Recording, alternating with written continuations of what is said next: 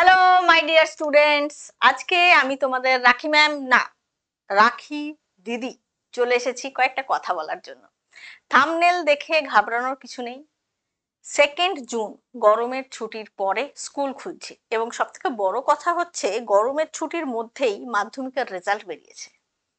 তাই ক্লাস 11-এ যারা প্রথমবার স্কুলে যাচ্ছ, দেখো তাদের ক্ষেত্রে যেটা হবে, অনেকেই মাধ্যমিক পর্যন্ত মেয়েরা গার্লস স্কুলে, ছেলেরা বয়েজ স্কুলে পড়েছো। 11-12 হয়তো কোয়েট, এরকম বহু স্কুলের রয়েছে, আবার অনেকে প্রথম থেকেই কোয়েট স্কুলেই পড়েছো। কিন্তু ব্যাপারটা কি হয় সেটা হচ্ছে, এই এমনিতেই একটা বয়স সন্ধির সময়, তারপরে যখনই 11-এ তোমরা স্কুলে যাচ্ছ, বন্ধু হচ্ছে, সেখান থেকে একটা রিলেশন, ব্যাপারটা অস্বাভাবিক কিছু নয়। প্রেমে পড়া বারণ নয়, একেবারেই নয়, বরং মন ভালো থাকে, কাজকর্মে মন বসে, ফুরফুরে একটা মেজাজ, সবই ঠিক আছে যদি সব ঠিকঠাক চলে। কিন্তু যখনই এই জিনিসগুলোই তুমি ইনভলভড হচ্ছ না, তখনই কিন্তু একটা ডিস্ট্রাকশন তৈরি হবে। তুমি পড়তে বসে যদি মন দিতে না পারো, তোমার কেরিয়ার থেকে যদি ফোকাসটা নষ্ট হয়ে যায়, তোমার লক্ষ্যর বিচ্যুতি ঘটে, তখন কিন্তু সেই জিনিসটাকে আমরা মোটেই ভালো চোখে দেখবো না। এবং দিদি হিসেবে সেই জন্য কয়েকটা কথা বলতে এলাম। সেটা হচ্ছে যে, দেখো অনেকে এর আগে থাকতেই হয়তো কোনো রিলেশনে রয়েছে, থাকো। আমি বারবার বলছি, এটা কোনো খারাপ জিনিস নয়, এটা খুব স্বাভাবিক জিনিস, স্বতঃস্ফূর্ত জিনিস। এবং বহু রিলেশন ম্যাচিউরিটি পায়, কিছু পায় না, ব্যতিক্রম আছে। অনেকে রিলেশনশিপের সাথে সাথে দারুণ ফাটিয়ে পড়াশোনা করে, কিন্তু ম্যাক্সিমাম কেস যেটা দেখা যায় সেটা হচ্ছে, এটার জন্য সে কিন্তু পড়াশোনাটাকে ঠিকঠাক কন্টিনিউই করতে পারে না, পড়াশোনাটা হ্যাম্পার হয়, বারবার অমনোযোগী হতে থাকে এবং এই 11-12-এর ভাইটাল সময়টা কিন্তু নষ্ট করে ফেলে। আর আমার কনসার্ন ঠিক সেই জায়গাটায়, যে ক্লাস 11, আর শুধু ক্লাস 11 কেন, ক্লাস 12-এ গরমের ছুটির পর স্কুল খুলবে, অনেকের হয়তো অলরেডি রিলেশন আছে, দেখা সাক্ষাৎ হয়নি, অনেকদিন বাদে দেখা হবে। তো যাই করো বাবা, তোমাদেরও বোর্ড এক্সাম রয়েছে, তোমাদেরও একটা ফাইনাল ইয়ার, সুতরাং সবার জন্য বলছি। আর বিশেষত যেহেতু ক্লাস 11 প্রথমবার ম্যাক্সিমাম স্টুডেন্ট যাবে কোয়েড স্কুলে, এবং ম্যাক্সিমাম ক্ষেত্রে, এবং শুধুমাত্র স্কুল তো নয়, তোমরা টিউশনও পড়তে যাও, সেখানেও বন্ধুত্ব হয়, সেখানেও অনেক কিছু ঘটতে পারে। কিন্তু স্কুলটার কথা কেন বলছি, কারণ স্কুলের ক্ষেত্রে অনেকটা টাইম তোমরা একসাথে কাটাচ্ছ। বন্ধু তো অবশ্যই হবে, যে কোনো সম্পর্কের প্রথম পদক্ষেপই ভালো বন্ধুত্ব, এবং সেই সম্পর্কটা তুমি কতদূর কন্টিনিউ করবে সেটা একান্তই তোমাদের ব্যক্তিগত ব্যাপার। কিন্তু একটাই কথা বারবার বলছি, সেটা হচ্ছে সাবধান। কিসের জন্য ম্যাম লিখেছেন সাবধান? এটার জন্য বলছেন যে, এটার জন্য যেন তোমার ভালো একটা কেরিয়ার নষ্ট না হয়।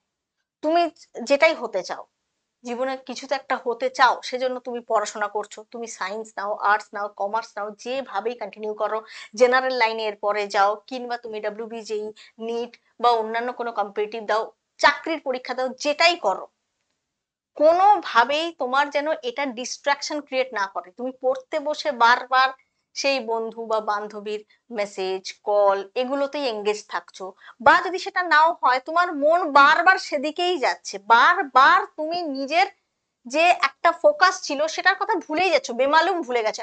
বারবার বলছি, ডিস্ট্রাকশন। আমি আগেও ডিস্ট্রাকশন নিয়ে ভিডিও করেছি, অ্যাভয়েড ডিস্ট্রাকশন, আর আজকেও ডিস্ট্রাকশনই মূল বক্তব্য। কিন্তু সেখানে মূল বক্তব্যের মেন ইম্পর্টেন্ট পয়েন্ট কিন্তু এই যে রিলেশনশিপ, এই যে লাভ রিলেশনশিপ, এই যে প্রেম ঘটিত কারণ, এইটা যেটা, যেহেতু সামনেই 11, প্রথমবার তোমরা স্কুলে যাচ্ছ, এবং সবার জন্য এটা ইন জেনারেল, বারবার বলছি, সমস্ত কিছু আসবে জীবনে, কিন্তু কেরিয়ার থেকে সরে যাওয়া যাবে না। এবার ধরো কোনো সমস্যা, মানে আজকালকার যা যুগ, যুগ যেভাবে এগোচ্ছে, সেখানে সমস্যা কিন্তু প্রচুর।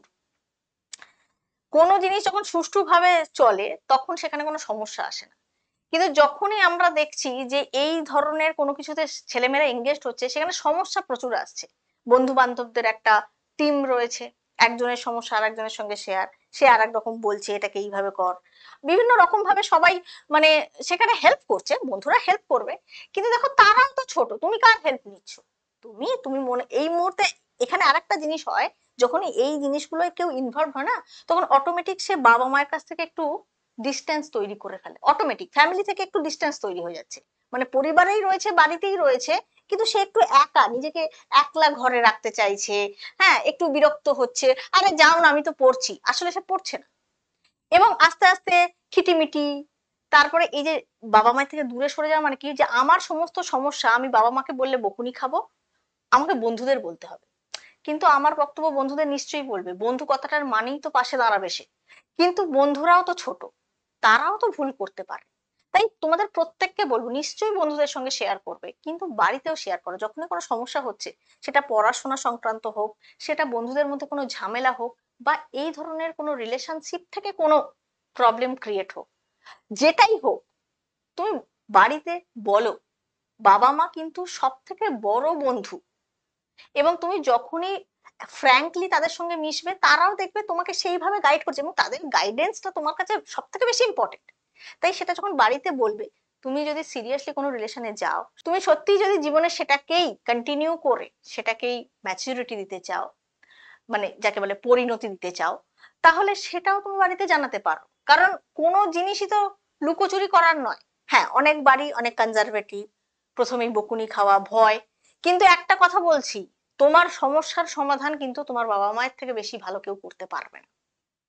তাই ওভারঅল একটাই কথা আমার বলার ছিল, সেটা হচ্ছে মেনলি ক্লাস 11, এছাড়া যারা অলরেডি ক্লাস 12 হোক, যাই করো বাবা, একটা কথা মাথায় রেখো, 11-12-এর যে টাইমটা, এই দুটো বছর কোনোদিন ফিরে পাবে না।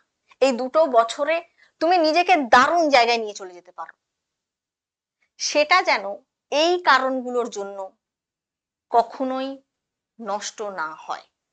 তাই দিদি হিসেবে আজকে এই সাবধানটুকু করে গেলাম। যদি নিজের ভালো নিজে বোঝো, তাহলে কোনো ব্যাপার নয়, ব্ল্যাক অ্যান্ড হোয়াইট লাইফ হবে না, একদম কালারফুল, হাতে হাত মিলিয়ে তোমরা সারা জীবন চলবে। এবং আগামী জীবনের জন্য শুভেচ্ছা রইল এখন থেকেই। শুধু বলবো, মন দিয়ে পড়াশোনা করো, ভালো থাকো, আর নিজের কেরিয়ারে ফোকাস রাখো।